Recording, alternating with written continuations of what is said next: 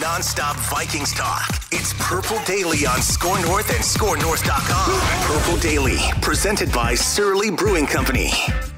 I am who I am on a daily basis, and I have been from the very moment I stepped in front of our team and put together our coaching staff. And that consistency is what I strive for. So I hope the answer to that question is yes, they know me. They know what to expect. They know I'm going to be honest with them. They know that I'm always going to stand out in front and lead and challenge our leadership and challenge our players to be right by my side as we, attack every challenge that comes our way. Should have done a count on how many times the word challenge was used by Kevin O'Connell and Kwesi-Adofo Mensah yesterday. A lot of challenges. I stopped at 12, actually. And that was the first two answers, I think. So a lot of I think Leslie Frazier was probably the real leader in terms of using the word challenge. He always used to start his press conferences, even as a coordinator, with just how much of a challenge the Detroit Lions are going to be offensively to face. Joey Harrington's going to be a challenge. It's a great challenge. From throwing for 350 yards. Yes. This is Purple Daily, daily Vikings entertainment. We just want the Vikings to win a Super Bowl before we die. Declan rocking the Someday shirt. We have Before I Die t-shirts available at scorenorth.com/shop. That's SKORnorth.com/shop. If you want to get your hands on a Before I Die t-shirt, it's a pop-up shop that's only open through midnight on August 2nd. So check those out. We got koozies to put around your little jacket for your Surly Furious, too, with the Purple Daily logo on it. Some trucker hats. The show is presented by Surly Brewing Company and TCL. No matter what you watch, TCL has award-winning TVs for any budget, any space, all with stunning picture quality. And TCL makes more than just TVs. They offer mobile products, audio devices, home appliances. TCL, bringing you joy and simplicity through innovative technology. I am live from the Swasey Phoenix area, hanging out with my dad this week. And we've got, via satellite, Cody for Write That Down today. So, Dex, let's get into it. Let's hit the music, if you will. Most make predictions and then never admit they're wrong. Yeah, that's not Mackie and Judd. This is the place where we just totally own our horrible predictions. Write this down. And eat them for breakfast, lunch, and dinner. Write that down. It's Write That Down. Write it down. You like writing things down. With Mackie and Judd. All right, gentlemen, I'll get the graphic up on the screen for the YouTube audience here, but here's how it works. 3 Vikings or football-related predictions each week from everybody. They must be quantifiable is really the only rule, and they must be football-related on this show anyways. And if you're looking to participate as a guest listener predictor like Cody is about to, you can just hit us up through the Score North app. There's a feedback tab near the bottom on the right-hand side. You can just send us a note, and we will get you scheduled for some time this fall, or I don't know how long the list is right now, but we'll get you in at some point so you can take your swings as well. So, all right, boys, we're finally getting into the portion of the football calendar where we actually have, like, preseason games coming up. We've got practices starting today, right, Judd? You're going to be out there? Unbelievable. Yes. Yes, first practice this afternoon at, I believe, starts at 2:15 Central Time. Very excited for it. Love it. Love it. So, all right, let's get to the accountability session here, starting with Jugs Wardbeck. Change my name. So some people were – this has been on the list for a while here. Mm-hmm. The word never, I think, is what kind of tripped me up. Like, I don't really know what to do with this one, so let's throw it out here. You said Shailene Woodley and Aaron Rodgers would never get married. Mm-hmm. And people are saying, well, they broke up publicly, and now Aaron Rodgers has another girlfriend, so this should come off the board for Judd. Oh, I like that. Thank you, people. But, of course, you said never. So, I don't know. Are we supposed to leave this on the board, Declan, until they're 80 years old and they're like one of them dies? Like, what? So, semantics, yeah, it's kind of hard. But at the same time, he's with someone else. She's, I think, they broke up. On. I think you can give him the point. Okay. All right, Judd, congratulations. You get the point. If they get back together at some point. Oh, we'll revisit it then. We revisit this prediction. Darn right. Okay. People won't let us forget. No, they All right. I had 3 things come off the board. I said the Vikings will sign a player before training camp that has 5 years of NFL experience. This was after free agency. It didn't happen. I said there'd be social media evidence between whenever I said this and training camp that Kirk Cousins and Justin Jefferson will have worked out together. Unless you guys have seen something that I haven't on social. No. Thielen was working out with like Kellen Mond and like Nate Stanley at Woodbury High School last week. But Jefferson's been doing like football camps and other random things. But yeah, I have not seen any evidence of Kirk and him together. I feel like that's a lack of commitment on both sides right there. I feel like if you guys really want to take this thing to the next level, I need to see you at some high school side practice field. That's a challenge. Slinging the ball around in Michigan. A challenge. Creating the time. Very challenging. But I did tell you guys that when everyone got fired, Rick Spielman and Mike Zimmer, this is back in January, that Rob Brzezinski will remain employed by the Minnesota Vikings by the first day of training camp, or when the first day of training camp hits, he will still be with the Vikings. And he is. You got it. How many different? He's been there for like 20 years, right, Judd? Yeah, he got there and he cleaned up the salary cap mess, and I think it was 99 he started. Wow. So he was there when Denny was there. He was there when Ticey, Childress, Zimmer, Spielman. Yeah, he's been there for 20-plus years. Yeah, and I don't think he's been demoted or anything. He's just, with the new front office structure here, he's still doing his cap guru thing. He was, in fact, when the Vikings they put up that little 20-minute behind-the-scenes draft video from the end of April, and it was the front row was Mark Wilf, Ziggy Wilf, and then it was Kwesi. I think it was Kevin O'Connell, and then Kwesi, and then Rob Brzezinski was one of the five sitting in that front row. Yeah, so yeah, he's in the trust tree. Yeah, I was gonna say I think Rob's in good stead with the Wilf family. Yeah. He's good at his job. All right, listeners had nothing come off the board, and so we're going to pull one here just to throw out one that's still on the board for them. Nick said, this is almost a year ago he made this prediction. The Vikings starting quarterback in week 1 of the 2022 season is not currently on the roster. What would it take? This is not wrong yet until week 1 hits, but what would have to happen for this to be correct? Kirk suffers a season-ending injury in training camp. Yeah, and then they go and they trade for Jimmy Garoppolo or something. Yeah. They go get Sam Bradford back. Yeah, I mean Jimmy G is still out there, so if the injury happens in the next week or something, you could probably float a 6th-round pick for Jimmy G. The Niners could not have worked harder to distance themselves on opening day of press conferences from Jimmy G. It was unbelievable. Yeah, we moved on.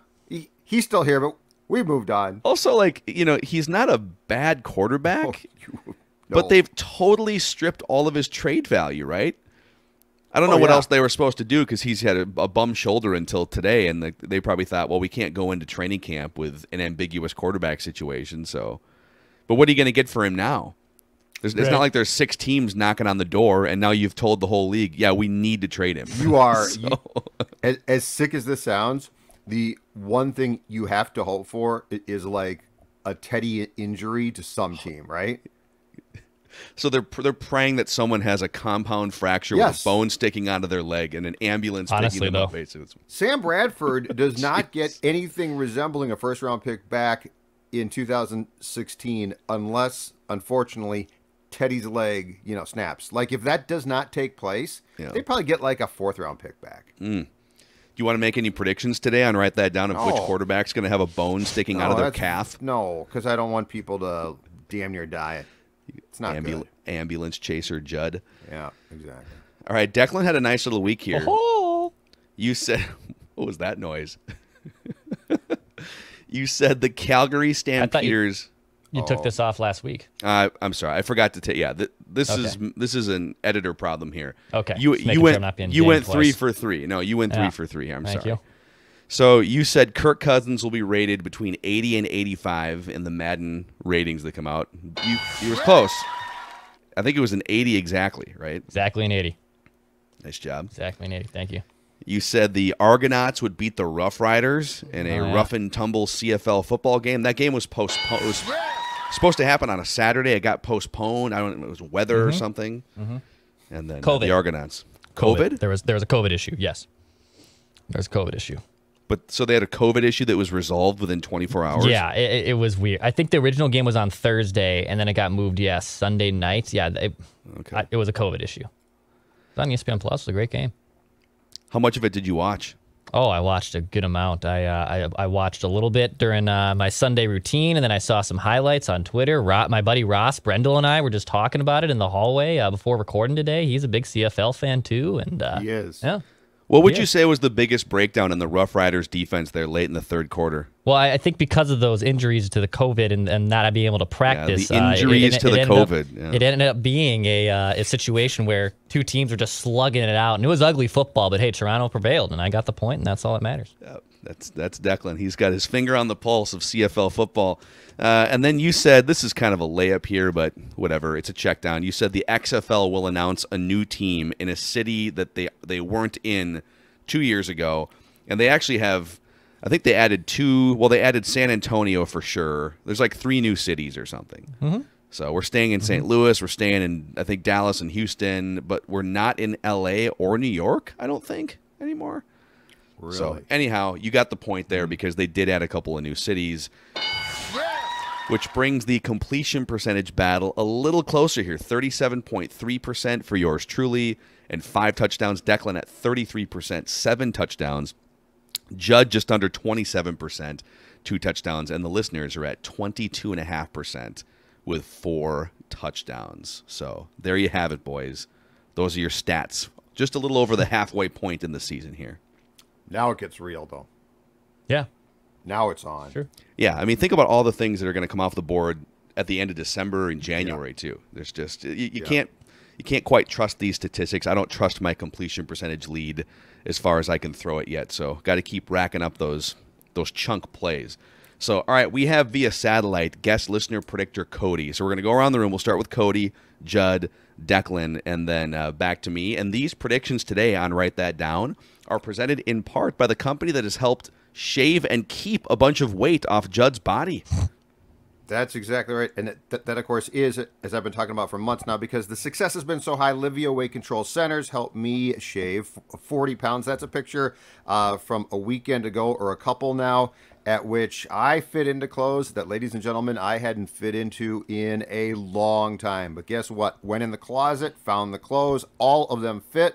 And that's because of a program that I keep talking about this, but is as simple as it gets to drop the weight and now most effectively keep that weight off, which is the toughest thing to do. In fact, my success was so high that Dawn joined me. She's down 12 plus pounds. So that's right. The whole Zolgad household, 50 plus pounds down so far, and we're still going, and I want you to join us now. It's the simple start plan, one-on-one personalized and guided support online or in person, whichever is most convenient for you. 855-GO-LIVIA, livia.com, LIVEA.com. That is your ticket to dropping those pounds. And I know Judd doesn't like ride motorcycles much, if we're being transparent here, if at all, ever, but you could fit quite nicely. You did. I got on the back of a friend's bike in high school and would never do it again. Did you fall off or what happened? No, I don't feel secure. Like, it's a me problem. Okay. Well, you don't feel secure doing a lot of things, I feel. Exactly right. And let's just if we cut to the chase, I'm not exactly a man's man, okay? Well, if you are a man's man, if you're Ragnar, for instance, Dennis Kirk has been a partner of ours here on Purple Daily and on Mackie and Judd for a number of years, and they provide 160,000 parts and accessories in stock for riding season. So also free shipping on orders over $89 and same-day shipping on orders placed before 8 p.m. Ride more, wait less at Dennis Kirk and DennisKirk.com. All right, Cody via satellite here is first under center with his first prediction. Oh, Declan, Mackie, and Jugs. Sorry I couldn't make it to the live show. Apparently work is important, but I am here with 3 spicy touchdowns. Guaranteed, 100%. I have the hot hands and I'm ready to give it out. I'm no Kevin O'Connell, but I think I will suffice at least for now. My prediction number 1. Kirk Cousins will surpass Dante Culpepper as both the Vikings single-season leader in passing yards and touchdowns. He has to surpass 4,717 yards and 39 touchdowns. Last year, he only had 4,200 yards, but he only played 16 games. If he added up 17th game, that would put him at 4,500 yards, roughly. I think KOC can push him over the edge for that extra 250 and the extra 7 or so touchdowns. Write that down. I like Write it. this down. Little Kirk Cousins Vikings offense optimism right there from Cody. Judd, Judd, you're I muted. think you're muted there. There you go. Yeah, There you go. Sorry about that. That's okay. It's a my I know bad. you don't like Kirk, but you don't. Every it's Zoom okay. call ever. Yeah. It's a my bad. Exactly right. Oh, I'm going to All go right. with 3 training camp predictions here since we are starting.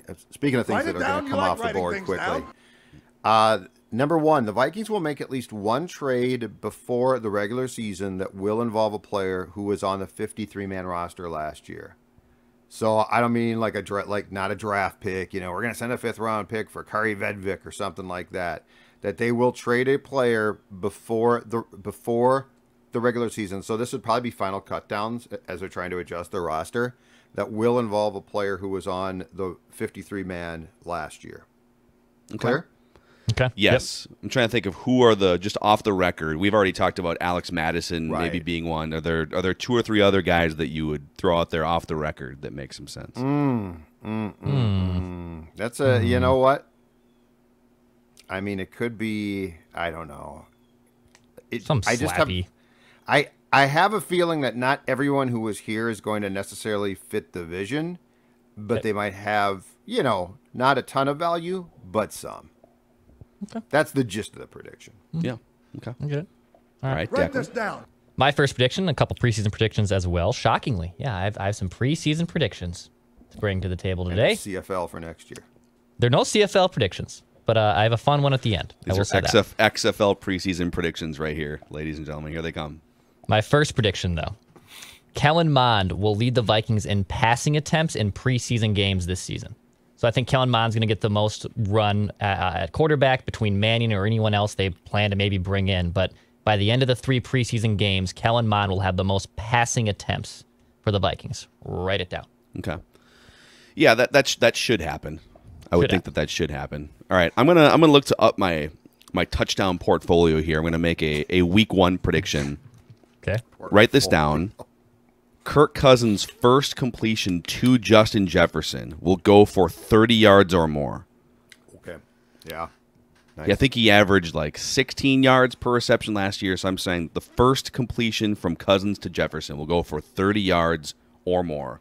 Write that down. Explosive play is what you're saying. Yes. Explosive play. I think you only need 20 for it to be an Yep. explosive pass play. So this I will think be that's- well past that threshold of an explosive play. I like it. Write it down. You like writing things down. All right, Cody via satellite, his second prediction. Summer of Surly. It's good. Drink it. Prediction number 2. The running back room, CJ Ham included, will surpass 2,700 all-purpose yards. We're going to parlay this into another prediction. At least 3 running backs will amass at least 500 all-purpose yards. Write that down. I love the Surly product placement there for the audio only audience. It was literally a white label with a hand drawn Surly graphic on it. And it was in Judd voice. Surly. Yes, it was. It's good. Drink it. It was in Judd voice. This kid's fantastic. Yeah. This guy's great. I love Cody. Cody. Yes. That's Amazing. a touchdown, by the way. That's a great prediction. Yes, love it. He's Oh, not yeah, messing no. around, not at all. No. He said I don't 3 know. touchdowns. He's delivering so far. Let's get it. All right. My second prediction, training camp, is this.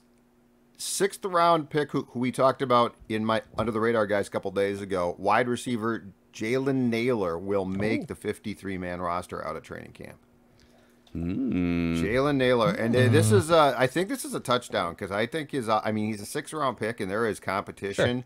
Sure. And I think there's I'm taking a chance here. I'm not completely confident in this one. But I think he might be the type of guy who, if he performs like I expect him to in the preseason games, won't be as easy to sneak through the waiver processes they would like to get on the roster. So, Jalen Nailor. Yeah, I think that's fair, and I don't think it's likely that he makes the roster. So I think this is a touchdown. It's definitely not like a 60-yard Hail Mary or anything, but it's you're in the red zone, and it's a pass to Adam Thielen at the pylon or something. I like it.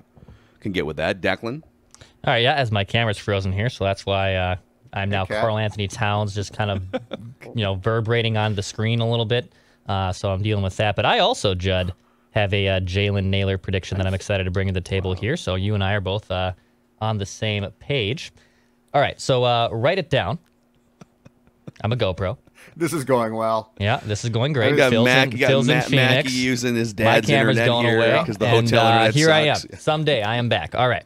Man, I'm good at Nice. tap dancing. Great All right. hair. Just great hair. Thank you. I did shower today. It helps. Write this down. Jalen Nailor. I have a prediction as well on Jalen Nailor. He will catch at least 2 preseason touchdowns.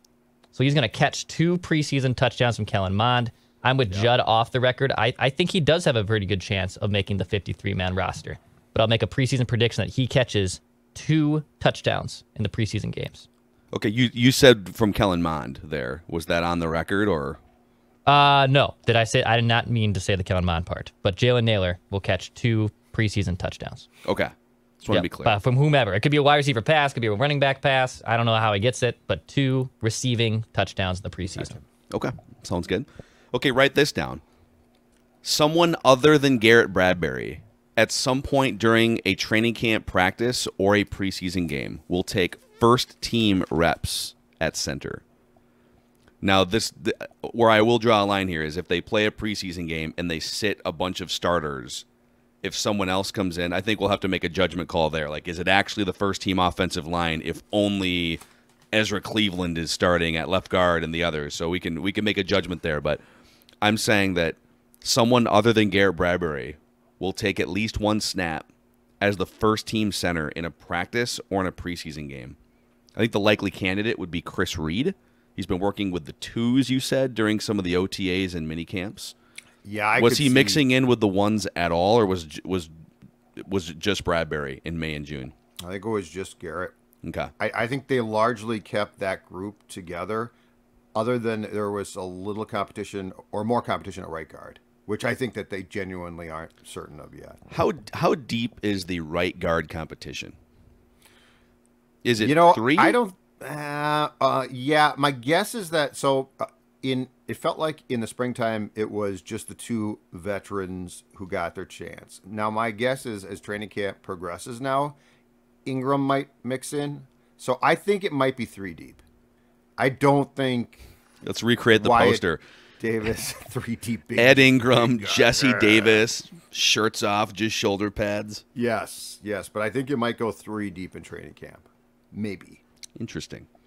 Okay, Cody via satellite with his 3rd and final prediction here. Good luck with your CFL prediction this week, Declan. My prediction number 3. Only one time in the Mike Zimmer era did the defense have more than 30 turnovers. That's going to change this year, and we will have at least 35 turnovers in the 2022-2023 season. Write that down. Wow. So he's talking takeaways, right? He's talking. Yeah. He's saying the defense will generate. Okay. I mean, if you get Daniil Hunter and Zadarius Smith healthy for 15 or 16 games, wreaking havoc, then touchdown, making quarterbacks nervous. Is that a touchdown? Yes, I think so. Without doing a lot of research on it. Yeah. And then Cody, since you've got this platform, this life-changing moment for you here via satellite, is there anyone in your life you'd like to thank that brought you to this pinnacle moment? Such a life-changing experience being on the show. Mel Kiper's got nothing on you guys. But for real, shout out to my wife for always sticking with me for the last 7 years, watching me pace up and down in the living room, screaming at the TV. Also, we're going to our first game, so if anybody knows how to get her name on whatever big screen there is, if there is a big screen, it's her 30th birthday, and I want to embarrass her.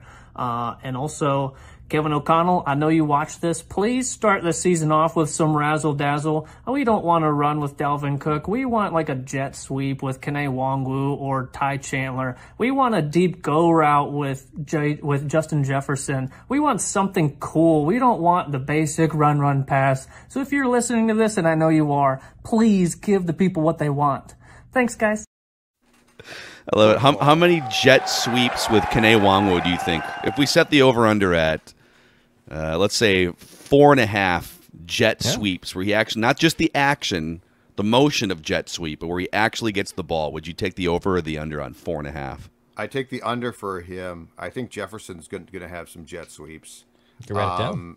I think Nwangwu will be. I could see a couple there, but I think there's different ways to do him too. I think what might really confuse teams is Kene in an orbit package. Wow, I don't have my button bar, but Where it comes, that's you know, because I mean, an orbit package. Wow, that's become a more popular thing. Orbit is now super popular. Wow. So I could see that as well. Is the orbit package where you just have like 5 different skill position players acting as planets, kind of orbiting around the line of scrimmage? Saturn. You go behind Kirk, create confusion. The defense is, oh my God, there's a fast guy behind Kirk. What's going on? It's orbit. What do we do? What do we do? That's when you strike. I need to be in the room historically where they're trying to describe the Shanahan offense. I don't know if this term was coined 20 years ago or 12 months ago, but whoever the person was that said, what if we called it the orbit package? That's a crowning moment in football verbiage, I feel like. I feel like there is a lot of time, probably way more than we think, spent on naming things. Yeah, there's more time spent on naming things than clock management for sure among NFL coaches. Yes, I feel like there is just a ton of time spent on naming packages and formations and things. Yeah. All right, naming packages is a new phrase on this show, too. We'll go back to Judd here for your third and final prediction. Okay, I lied because this third one for me will not be, it's not a training camp one, but it is a Vikings season one and involves Kellen Mond. Kellen Mond will take no fewer than 5 snaps in games during the regular season. The more I think about this, if he's the backup quarterback to Kirk, and you design, speaking of packages, a package that involves a quarterback who gives you something different than Kirk, Kellen Mond is an option there because he can run. He's got some talent. I think the day of the Wildcat itself is probably gone, but that doesn't mean that there aren't variations of the Wildcat that could confuse teams. And if you put Mond out there, especially the first couple times, I think it would cause great confusion, which, of course, is a KOC. I think it's going to be a staple. So I'm going with Kellen Mond will take no fewer than 5 snaps during the regular season in games. Okay. So so you're saying like any type of, you're not saying special packages. You're saying if Kirk gets hurt and he just comes in for 5 plays, then you that win works this too. prediction. But the prediction is based on the fact that I think they're going to design a package of plays for Mond in which he replaces Kirk and comes into games. So yes, he needs to get 5 snaps, and just to be clear, as a quarterback. So I'm not saying like some weird special teams thing or something. Why was the Wildcat confusing at all whatsoever to opposing defenses? Patriots, so you're gonna take your quarterback off the field, which makes it very unlikely that the opposing team's going to pass. Yeah. So you're going to face a run play, and maybe the running back is going to throw, but okay. Because what's the main thing that football teams talk about? When guys get over their skis defensively and get confused and try to make plays that they shouldn't, you need to maintain a consistency towards your assignment. And the Wildcat at first, and it's why it didn't last long, but the Wildcat at first, I think, caused great confusion as to what your role was. And if anyone gets out of their gap, all hell can break loose. Right. That's my guess. I mean, I feel like it didn't work. It worked that one game against the Patriots. Yes. For 35 but I'm points saying, but that's the thing is, every team then studied it, right? Yeah. And once you study it, it's going to probably get stopped. That was 14 years ago, too. I think that was 2008, I want to say. The Dolphins were the big team that with Tony Sparano and Ronnie Brown and I think Ricky Williams that had it going for a while there. So, Judge, just for semantics here, you said no fewer than 5 snaps. Are you more saying he's going to take at least 5 snaps? Because you're saying, okay. He's going to take at least 5 snaps. Yes. Okay. Yes. So it'll be 5 or more. No fewer. So, like, if he takes 1 or something, then. Because I think it's going to be an actual package of plays, not just like one game, one time. All right. Back to Declan here. All right. My last one. No CFL prediction, but I will make. Write it down. You like writing things down. An XFL prediction. Phil with now the teams now the team's in the fold. So write it down. A former Vikings quarterback. Training camp roster also included, so like Kyle Sloters, Case Cookus, I want these guys looped into here too, will be a week 1 starter for an XFL team. A former Vikings quarterback who has spent time in the preseason and training camp will be a week 1 starter Brett Favre. For an XFL team. Or Brett Favre, yeah. I want to see Brett Favre and Adrian Peterson on an XFL team. Let's make it happen. Don't. If you put 50, what is he, like 52 now? If you put early 50s Brett Favre in an XFL game, and you ran, how many teams are there? 8? Would you rather have any of the random quarterbacks that we've never heard of, or 52-year-old Brett Favre as your XFL starting quarterback? Favre's arm, I think, is still there. Oh, probably not fully there, but I worry about him mentally a little bit. Just seeing some of the interviews, and seems a little slower than he was 10 years ago. I bet Brett Favre's arm now is better than like Chad Pennington at its peak. I agree with you. I think that's exactly right. I bet he can throw a football further at 52 than Chad Pennington could at 31. Yeah, he probably can't, easily. He probably can't move, but I don't think that cannon is going away. No, he's got, and then he got the bicep guns there for a while too. He just got bored and started doing curls for like 3 years. He's in better. Well, what shape do I do now. today? I got done mowing the lawn. I'm going to do some curls now, I guess. I think that he's actually in better shape now than he was for like the first 10 years of his career. Yeah, you're probably right about that. Because he was doughy at one point. Okay, I have a Declan prediction, but you can just keep your headphones on for this because you won't be able to resist this. Declan, between now and the end of the XFL season, will make at least 6 XFL related predictions. Write it down. And I know that now you're probably going to scale. You're going to for the next few weeks. You're probably going to scale back, but you will not be able to resist making XFL predictions. So I'm going to allow you to hear that one. That's okay. And Phil is literally. And I'm probably going to make at least 6 too. I'm going to be right there with him. I saw The Rock went to some historically black colleges last weekend with his like Under Armour gear and his number 54 jersey. Like The Rock is scouting players for this XFL league, so I'm here for it. And they start in the spring? I think so. Yeah, I think they're going to be kind of competing with the USFL. Okay. Yeah. So there you have it. Those are your write that down predictions. We're going to get into a couple other things here. Also, an interesting line of thoughts from Kwesi during his press conference yesterday. But let's shout out our friends at Surly here. The summer of Surly is in full swing as we head into Vikings training camp, Judd. Yeah, exactly right. In fact, our guy Cody said exactly that, right? I mean, it is the summer of Surly. And now you're asking me, what does that entail? Like, what does that mean exactly? Summer of Surly. I'm going to tell you right now. It's a lifestyle. It's a lifestyle. Exactly right. And what it means is the introduction of different Surly products into your life, because that's what I've done. And now you're like what, Judd? Logic Bomb. As Declan said, the Supremes. The Supremes, just like the band, we got a lot of Supremes here. Like, there's a variety pack. It's unbelievable. All of those things, they encapsulate the summer of Surly, which even though football is starting, is still going strong. And you know what it's doing? It's begging for you to get on board, on the pontoon, on the boat, on the dock, wherever you are. Make sure you got a Surly with you. And maybe you're at Brainerd International Raceway. Oh, maybe you got a cooler full of Surleys as you go up to Brainerd International Raceway. Huh? Yeah, Motor America this weekend at Brainerd International Raceway. 5 classes, over 120 riders, 90 total super bikes, dude. Football. Yeah. That's right. Damn Brainerd right. International Raceway and Motor America, 3 days, heart-pumping fun. Book your tickets this week. It's for this weekend, July 28th through the 31st at BIRMN.com. There's ticket and camping information. BIRMN.com, Brainerd International Raceway. Also, a shout out to our friends at Federated Mutual Insurance Company. They've been around for over 100 years. I just caught word too that the Big Brothers Big Sisters fundraiser that they organize with all kinds of other companies and people and luminaries in their network.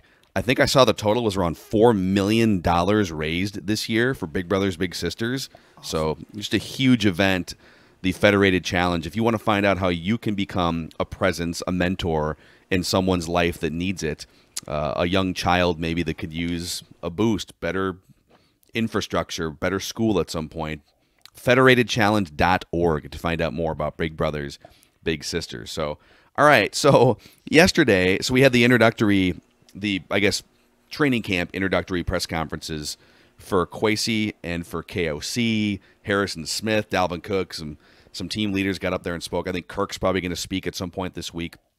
But the main thing that stood out to me watching the Kwesi press conference is how he's probably going to be gun-shy with the media now going forward. I don't think he's going to just blackball the media and hate on the media, but I've heard behind the scenes that he's actually been great working with the Vikings PR team and is inquisitive about sort of what his role needs to be within that realm. But this USA Today article that we talked about a couple days ago comes out, and we'll go through some of the quotes again, but he basically talked openly about his roster building philosophies. He made a couple comments about how the Vikings don't have a Tom Brady or a Patrick Mahomes type quarterback, and that it's arrogant to think that you can just go in and snap your fingers and find a Patrick Mahomes in the draft. And so at one point, as he was being asked about some of this stuff yesterday, he stopped himself in the middle of an answer and said, "Say less, Kwesi." To himself, he said, "Say less." Yeah. And then I think it was Kevin Seifert that there's a couple beat writers that jumped in and said, "Okay, why are you gun shy now? What's your deal here? Were you talking?" Kevin Seifert asked him specifically, were you talking about Kirk with these quotes? And he kind of backtracked and said, "No, I think people are left to fill in the gaps because I'm the Vikings general manager, but I was talking about more just philosophical roster building." But of course people are going to fill in the gaps and think, "Oh, when you're talking about these quarterbacks over here and how hard it is to find a quarterback over there, well, why are you thinking about finding a new quarterback? Are you not fully confident in the one that you have?" So I guess I'll throw it to Judd here. What did you make of Kwesi clearly regrets some of the things he said to the USA Today author, and now he's wrestling with exactly how much to tell the assembled media and fans? What did you make of all that yesterday? I make of it this. He spoke in those quotes the entire truth. Like, his philosophy is the Rams gave up too much. Now, he regrets saying the Rams. He said you don't want to go full Rams. Full Rams, right. And give up a bunch of draft picks and mortgage your future. Right. Yeah. And you know what? Now that one can be walked back a bit, because he could have said, "I don't believe in trading as much as some teams do to try and pursue a championship. My philosophy is different." But the Kirk thing, the quote was fine. What he said was absolutely correct. Like, we've had that discussion. It doesn't take a GM brain to say, unless you've got the right quarterback, like the right one, and those guys, and he said this, are hard to find, then you don't want to downgrade. And so the problem is, his wife said, because he said, "My wife said, say less." And I'm going to tell you right now, I live in a house where I am told to say less a lot. In fact, I've been told your act is a little bit tired. Save it for your show. Wow. Save it for your show. It's almost 30 years. She's not wrong. Your act is wearing a little thin on the show, too. So maybe you should. Exactly right. So I can say this confidently. Kwesi, I know you watch. For the show. Your wife is right, and say less at home. That's what she means. She doesn't mean about football. She just doesn't want to hear your spiel. I'm speaking from firsthand experience. So don't worry. Whatever you say about football, we want to hear. She's talking specifically about you at home. So if you're rambling on like I do, yeah, she's right. Say less. But when it comes to talking about your opinions on football, you are the GM of the Vikings. Spill your guts, baby. We want every morsel of what you have to say. So I just want to recap here. These are, and we did a dive into some of this on a show a few days ago, but I'm going to go through some of the more inflammatory is not the right word, but just some of them. You don't usually hear a general manager talking this openly about philosophy and strategy and making insinuations about his own quarterback that he kind of said, no, it wasn't really that. But here's some of the quotes here. And you tell me if you think that these are crossing a line of some kind. He said, "I'll be frank, the one asset where you get nervous about not burning it down is quarterback." He said, "The Vikings have a good quarterback, but we don't have a Tom Brady. We don't have Patrick Mahomes." Now, he yesterday said, I was talking more broadly about if you don't have a guy like that. Well, the quote has him saying, we don't have a Tom Brady, we don't have a Patrick Mahomes. And he's right. And that's fine. Now, I think in his mind, he's thinking, well, I probably shouldn't have said that because I want Kirk to feel like he can be a Tom Brady in our system, right? Or Matthew Stafford, I guess, is probably the better comparison. So he probably regrets just using the word we there. He probably could have said, if you don't have a Tom Brady, or if you don't have then it's more, hey, I'm just talking about football in general. But when he says we, he's talking about Kirk Cousins. He's right, but I see why he wouldn't want Cousins to hear that, read that, and sort of internalize it as a slight to him, you know? But, like, at what point do we accept he said the obvious. Like, he did not take it to, like, And here's the problem with Kirk, right? Like if he articulated it and then kept going, I could see saying, "Crazy dude, don't." But what frustrates me about sports is like that quote, specifically about the quarterback situation here. It's just dead on. Like there's nothing to apologize for. If Kirk can't take that quote, then Kirk should go work in a different job. It should ideally it should motivate him to be a better. And I don't know that there's a much better version of Kirk. I think Kirk has done an amazing job maximizing. I mean, the guy he's a 4th round pick. He was not recruited out of high school, and look at him. He's one of the 15 best quarterbacks in the world. But if our boss said tomorrow to a publication, "We like our show, it's good, but we don't have Pat McAfee," am I going to be like, "Oh my God, I thought you"? But we have Jugs Warback. Okay, Jugs Warback. But I mean, at some point in time, to me, let's look at this and say what he said. 1, honest, which I appreciate. 2, smart. Like he's not saying, you know what, this team sucked previously or something like that. It's not inflammatory. I think we need to draw a line sometimes at like what's too much. Yeah. Because he actually offered up a really good opinion and it's correct. And if anyone is offended, like if Kirk's like, "I can't believe you said that," what are you doing? He continued, and I'm just going through the USA Today quotes here. "I don't believe that I can pick the next Patrick Mahomes that much better than anybody else." He's referring to the draft being a lot of lottery tickets, right? "If you give me 5 chances, I think we'd be better, and we'd get 4 out of 5 rather than others 3 out of 5, because he believes in his own abilities and the people that he's hired. Right. But it's a little overconfident to think that we'd be able to find the next Patrick Mahomes with certainty." And then he goes into saying the Super Bowl is more likely to win if you have that quarterback. It's very unlikely to have that quarterback, though. And so if you don't have that quarterback, you have to make a decision. Right. Do you potentially overpay to the cap for a guy like Cousins, which they decided to do? Or do you move off the 14th best quarterback or 12th best quarterback in the world for the unknown and the uncertainty, which could ultimately get you fired if you whiff? You know, if you draft Christian Ponder again, then your job might be on the line. Now, the last guy that drafted Christian Ponder kept his job for 10 more years, so it's not always a death sentence if you whiff on a quarterback. He said, "On the math side, I hope it's not going to sound arrogant, but I speak that better than any GM. I don't know that I speak football better than them, but my worst thing is probably better than their worst thing. I love it." He's probably right. It comes off a little arrogant, but when you sort of hear him speak, I don't think he's an arrogant guy. He's a self-confident guy. And then the last thing here is he said, when sort of asked about not trading draft picks and not mortgaging a bunch of picks, which, there was a thought that, hey, if the Vikings, if you feel like you're contenders and you just need a new coach and you're going to keep these veterans coming in, well, why wouldn't you go all in, right? Why wouldn't you trade a first-round pick for, I don't know, a starting center or whatever that looks like? And he said, ultimately, when you're team building, you never want to go full Rams because you need to give yourself 3 chances at it, 4 years at it. I know that's hard for fans to hear. Now, of course, fans are going to say, well, wait a minute. What the Rams did worked. They traded a bunch of first-round picks for Jalen Ramsey and for Matthew Stafford and some other players. But it was risky, and it certainly cut years off of their potential future success because they haven't had a first-round draft pick in like 6 seasons. So many interesting things. I'm glad he said all of it. I hope he doesn't shut it down too much. And didn't he also kind of walked back that comment too about the Rams being like, I didn't mean to disrespect the Rams. Like I think that what they did was great. They won the Super. So just back to the whole like bringing it back full circle, like the whole gun shyness in general. Like it's just, and he's learning, dude. Like this is his first time being a GM in front of a microphone all the time. When you're behind the scenes a little bit with the Browns and with San Francisco, like it's easy to mask those things. But everything you say now is going to be remembered and quantitative in a way. The Rams comment is fixable and wasn't probably not smart.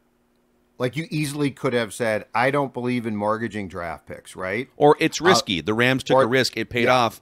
But 5 other teams have tried it and it didn't pay off. Or just don't say the Rams because it's clear what you're talking about. The quarterback thing, I think, is great. It's spot on. It's accurate. Everything about that one. Like that's the type of thing. If he says, I shouldn't name names of opposing teams, I'd be like, you're probably right about that. That doesn't mean you can't tell us what you think. Yeah. But on the quarterback thing, dude, if you need to walk that back, like if anyone in that building said, whoa, whoa, whoa, you're talking about Kirk Cousins there or something like that, I'd say you're fired. Like that was a spot-on assessment of honest. And again, it's not something we don't know, right? It's not like, oh my God, I've never thought about that. I really thought Kirk was Tom Brady, Aaron Rodgers. So look, he is a cerebral, smart dude who's going to give you, I think, a pretty, or can at least, honest assessment. That's part of why he's here. Yeah. Like you can't say we want to change the culture from Rick and Mike, who were cliche meisters, or in Mike's case, in bad moods. You can't say, like, we're going to change this. And then immediately when Kwesi says something, you think, oh, you got to be like Rick was, which was to say nothing. Like, you don't get both choices. You pick one door and go with that door. Yep. And of course, like, part of the reason why he's going to be gun shy is because he doesn't want to say things like he did and have yokels like us break it down for 45 minutes and dissect every which comment. But it was interesting, and he's right. I think we're sitting here kind of defending him, saying, dude, don't feel guilty. I don't think he didn't make it toxic for the team. Now, if he would have said something more inflammatory, like, I'm trying to think of what he could have said, but if he would have said something like more specific about, if you have a quarterback that rises up late in games, it's more likely that you're going to the Super Bowl. But when you have, like us, when you have a quarterback that melts late in games or something, but he didn't get that specific with it. And Cousins was better at that last year as well. So anyhow, just real quick here, did anything else stand out? Just the leadership press conferences. So KOC and Kwesi. Anything else? I guess the injury updates were good from Kevin O'Connell. Really, it's Irv Smith is back. He's going to be a full participant. Both Danielle Hunter and Zadarius Smith are full participants, so it doesn't sound like Adam Thielen. So there's not really, basically like Blake Prohl and somebody else are on the PUP list to start training camp. So good news on that front. I think the one thing that stood out to me about O'Connell was this, and it's going to be a very interesting and fine line to walk.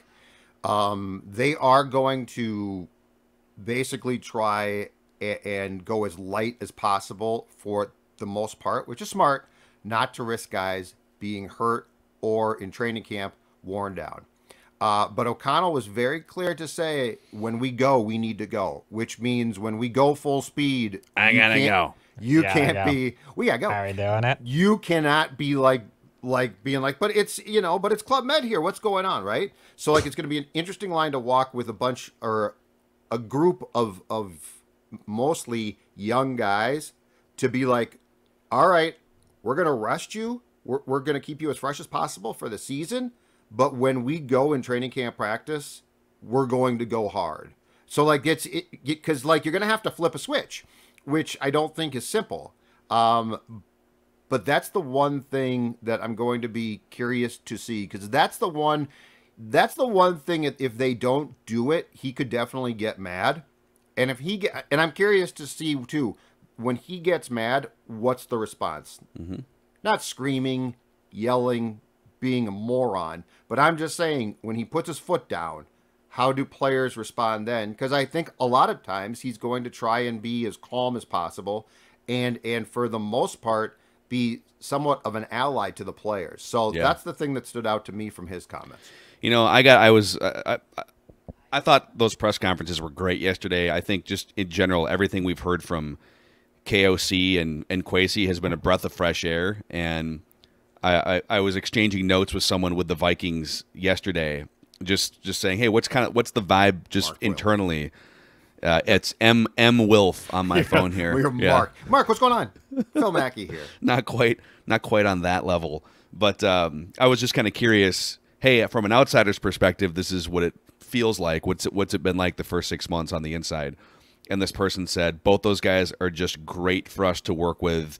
And I'm paraphrasing here, but the communication has been excellent behind the scenes. So the vibes are good internally. Of course, as someone told you with the Vikings earlier this offseason, they haven't lost a game yet. Of course, everything's a honeymoon period for the first 6 months, because you're all sort of projecting the best case scenario. And boy, now the Vikings can be like the Rams and this and that, and Cousins can be like Stafford. Well, What if they get punched in the face against Green Bay and against Philadelphia? So we still have to cross those bridges. But if Nicolas Cage punches from him Con in the Air, face. yeah.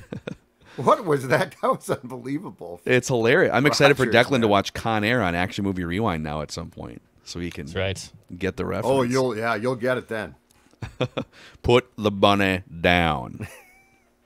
Anyhow, this has been Daily Vikings Entertainment here, Purple Daily, where we just want the Vikings to win a Super Bowl before we die. Don't forget scorenorth.com/shop if you want your Before I Die t-shirts. See you guys tomorrow.